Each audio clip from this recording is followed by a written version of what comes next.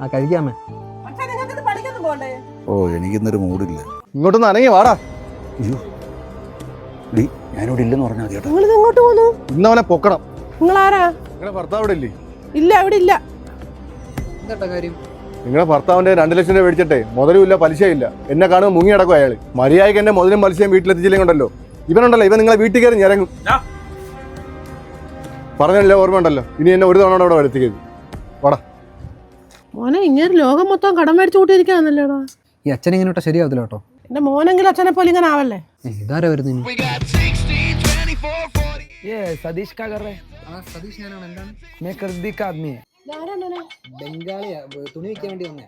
എന്റെ പൊന്നമ്മച്ചി, നിന്നങ്ങനെ മോൻ ബെടെ കള്ളൻ. ഞങ്ങളുടെ ക്രെഡിറ്റ് ബിൽ ലോൺ ആപ്പിന് 15,000 രൂപ ലോൺ എടുത്ത് തിരിച്ചു തരുന്നില്ല. ഇനി തന്നില്ലെങ്കിൽ പുള്ളിയുടെ ജെറ്റ് ഉൾപ്പെടെ ഞങ്ങളെ കൊണ്ടുപോകും. ജാഗ്രത. അടയ്ക്കാൻ പൈസ അടയ്ക്കാം. ലോണോ?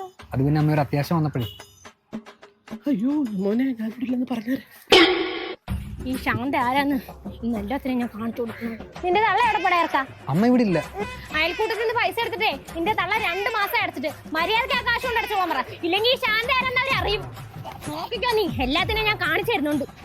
അമ്മയ്ക്കും ലോണോ? ഇനി ചിലപ്പോൾ അവരുടെ 2 കഴിവാണ് എനിക്ക് കിട്ടിയത്.